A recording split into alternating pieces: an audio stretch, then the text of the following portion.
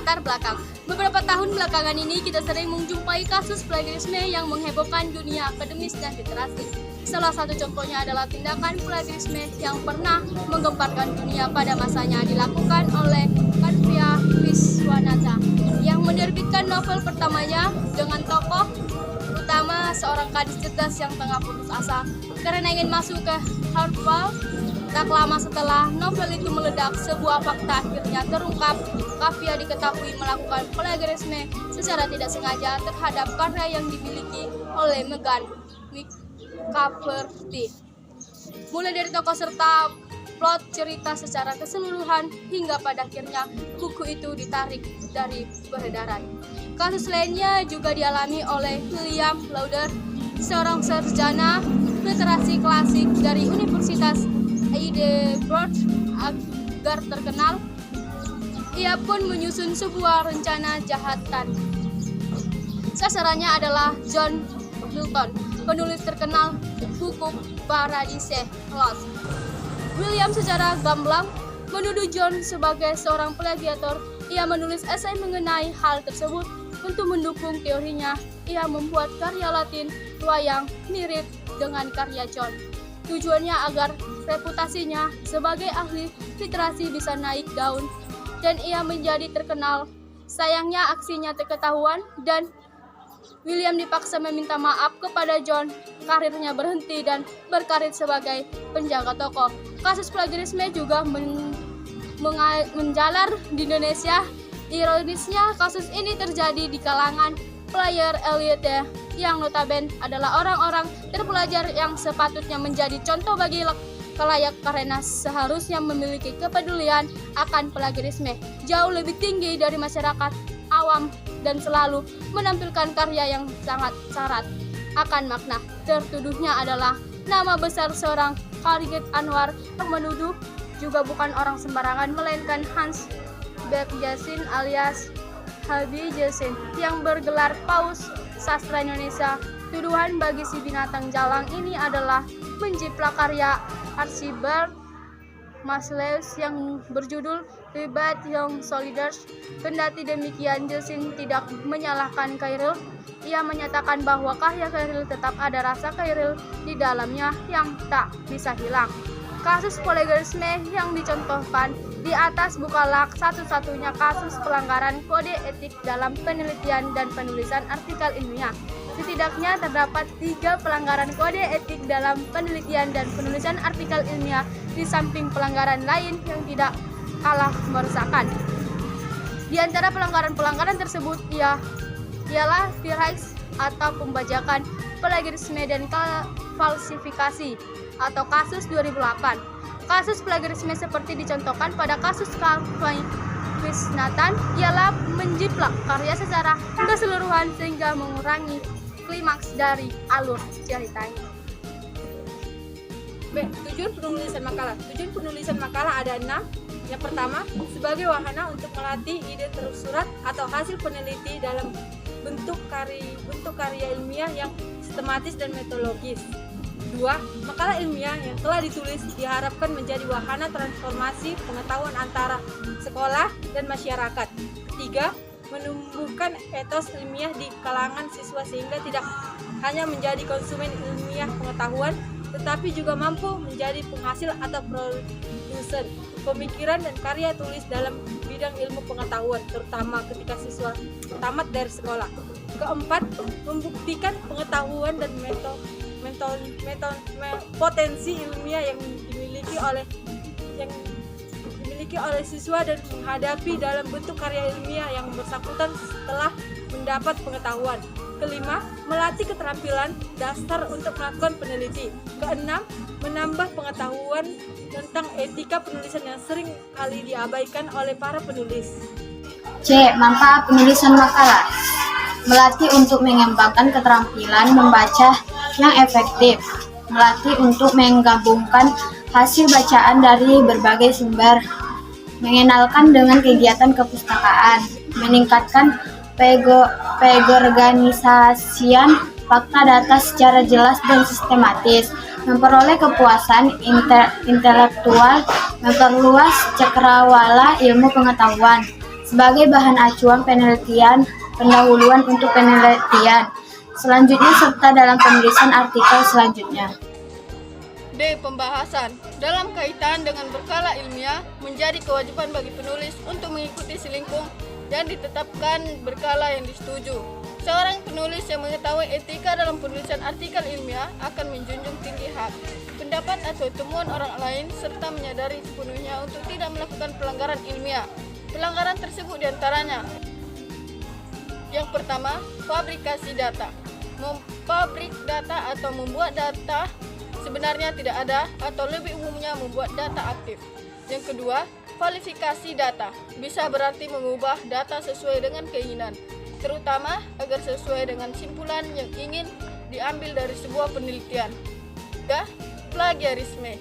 Mengambil kata-kata atau kalimat atau teks orang lain tanpa memberikan acknowledgement atau dalam bentuk situasi yang secukupnya. Pada titik ini, kasus plagiarisme adalah kasus yang paling gencar terjadi di dunia penulisan.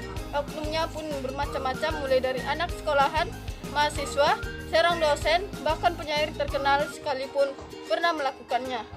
Menurut Peraturan Menteri Pendidikan Republik Indonesia Nomor 17 Tahun 2010, plagiat adalah perbuatan sengaja atau tidak sengaja dalam memperoleh atau mencoba memperoleh kredit atau nilai untuk suatu karya ilmiah dengan mengutip sebagian atau seluruh rakyat dan atau karya ilmiah pihak lain yang diakui sebagai karya ilmiahnya, hanya mengatakan sumber secara tepat dan memadai. Sementara menurut definisi dari Kamus Besar Bahasa Indonesia atau Kamus Bahasa Indonesia 2015, plagiarisme diartikan sebagai penciplakan yang melanggar hak cipta. Sedangkan plagiat diartikan sebagai pengambilan karangan atau pendapat orang lain dan menjadikannya seolah-olah karangan atau pendapat sendiri. Misalkan, menerbitkan karya tulis orang lain atas nama dirinya sendiri atau menciplak. Jenis-jenis plagiarisme ada 10. Yang pertama, word for word plagiarisme, di mana peneliti menggunakan kata-kata orang lain tanpa memberikan rujukan yang jelas dan kata tersebut benar-benar diambil dan dipindahkan atau sama persis dengan aslinya tanpa melakukan paraphrase. Yang kedua, plagiarisme offshore, di mana peneliti menggunakan ide atau gagasan orang lain yang menjadi sumber dari penelitian orang lain tanpa seizin pemiliknya. Yang ketiga, di mana peneliti mengakui karya orang lain sebagai miliknya sendiri. Yang keempat, self-plagiarisme, di mana peneliti mempublikasikan artikelnya pada lebih dari satu jurnal atau media publikasi lain. Sebenarnya boleh saja mempublikasikan artikel dengan ide dari penelitian yang sama, asalkan materi yang digunakan berbeda dan tahap penelitian yang dibahas juga berbeda. Misalkan, jika ada artikel pertama dibahas mengenai hasil dari penelitian tahap pertama, maka artikel kedua merupakan versi pengembangan dari penelitian tahap pertama, yaitu dibahas hasil penelitian tahap kedua. 5. Sembarangan mengambil data dari internet. Mengambil data dari internet tanpa mencantumkan sumbernya, termasuk mengambil data dari internet tanpa menyeleksi terlebih dahulu, sementara tidak semua informasi dari internet itu dapat dipertanggungjawabkan kebenaran dan akurasinya, merupakan salah satu bentuk plagiarisme yang paling sering kita temui, atau University of Oxford 2015. Yang keenam, paraphrase. Paraphrase sebenarnya diperbolehkan asalkan sumbernya disebutkan dengan jelas. Jika tidak demikian, maka ini tergolong pelanggaran. Atau University of Oxford 2015. Yang ketujuh, kolusi. Kolusi di sini dimaksudkan sebagai kegagalan dalam penulisan suatu karya ilmiah. Misalnya saja kegagalan untuk menjalankan penelitian sesuai dengan regulasi kerja sebuah tim, atau University of Oxford 2015. Yang kedelapan,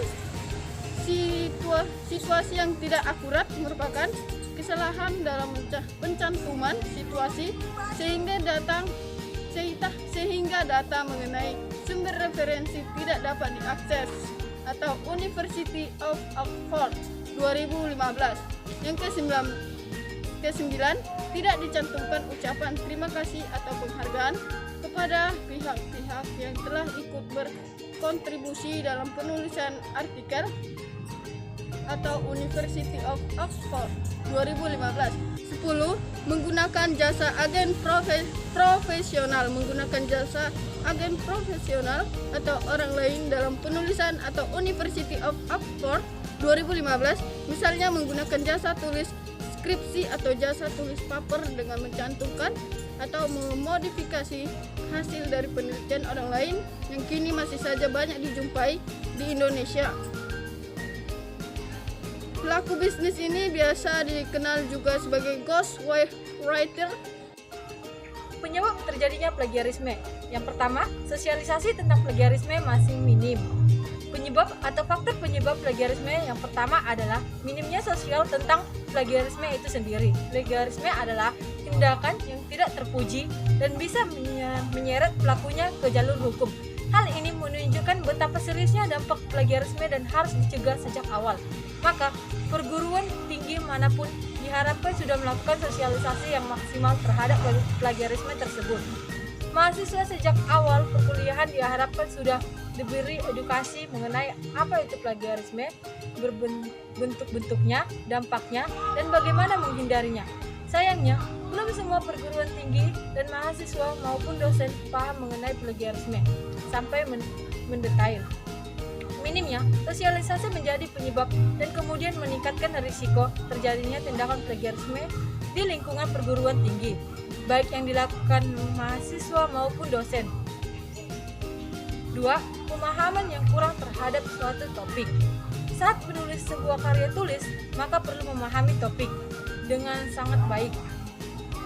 Tujuannya agar bisa menuliskan isi karya dengan mendalam, menggunakan bahasa sendiri, dan atas hasil karya pikiran sendiri. Hal ini akan menghindari penulisan dari risiko melakukan plagiarisme. Sayangnya, pemahaman yang kurang terhadap topik yang akan dituangkan dalam karya tulis menjadi faktor penyebab plagiarisme. Bisa karena tidak ada literatur, atau ketika kuliah tidak mendengarkan apa yang disampaikan dosen, dan bisa karena penyebab lainnya. Maka, dalam penulisan suatu penting untuk memahami topik agar tidak mudah melakukan plagiat. Ketiga, mengalami beban kerja berlebihan. Dosen memang harus diakui memiliki banyak sekali tugas dan tanggung jawab. Beban kerja bisa meningkatkan dengan adanya tugas tambahan, apalagi jika dosen tersebut memiliki jabatan rangkap di dua instansi atau lembaga yang berbeda. Tingginya beban kerja bisa menyulitkan dosen untuk mencari referensi tanpa sadar atau bahkan secara sadar bisa melakukan tindakan plagiarisme, baik plagiarisme terhadap karya orang lain maupun terhadap karya diri sendiri atau self plagiarisme. 4. Pengawasan masih minim.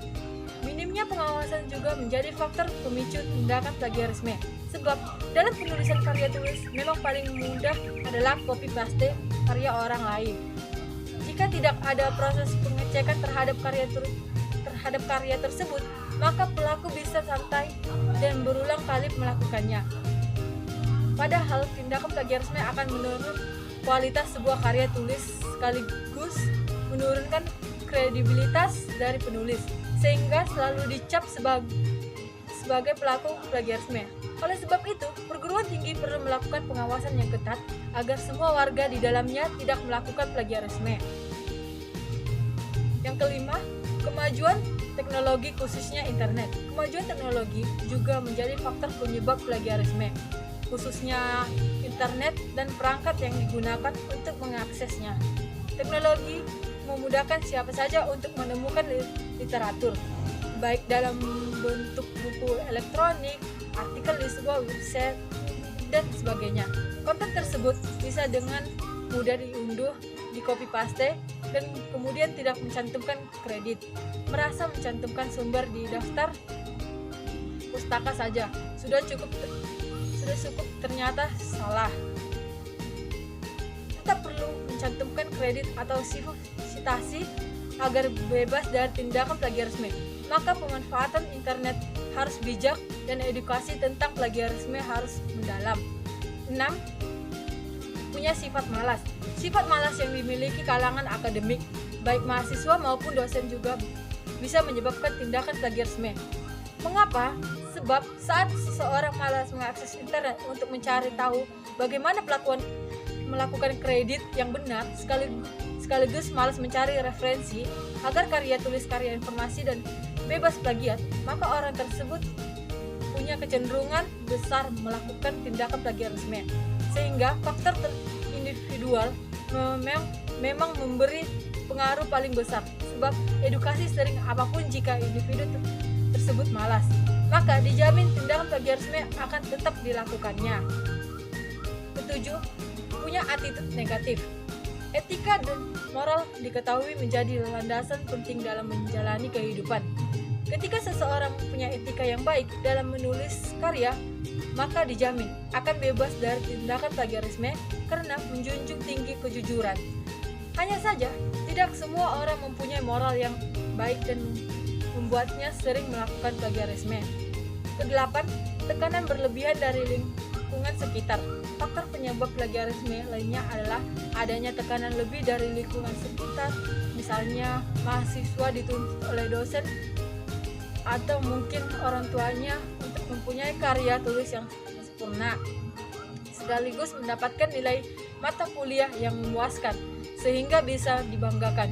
Jika mahasiswa tersebut belum punya kapasitas yang cukup dalam menghasilkan karya tulis berkualitas, maka dorongan dari orang sekitar bisa menjadi sumber tekanan, stres, dan kemudian depresi. Lalu muncul godaan untuk instansi, yakni melakukan tindakan plagiarisme. Sebagai sesama penulis, ada baiknya kita menghargai dan menghormati karya orang lain dengan cara menyertakan sumbernya. Memakai dan menganalisis hasil karya intelektual orang lain boleh dilakukan selama kaidah pemakaiannya tetap beradab. Rangkumlah hasil karya orang lain dengan tetap menggunakan kata-kata sendiri, dan nyatakanlah sumber gagasan dan masukkan sumber-sumber yang dipakai dalam daftar rujukan. Seseorang yang melakukan salah satu dari 3 pelanggaran etika akademik, yaitu falsifikasi, fabrikasi, dan juga plagiarisme, bisa dikatakan seseorang yang memiliki cacat moral. Terlebih jika kita lihat dari kacamata agama, di mana nurani kita sekarang mengalami proses penggeruhan.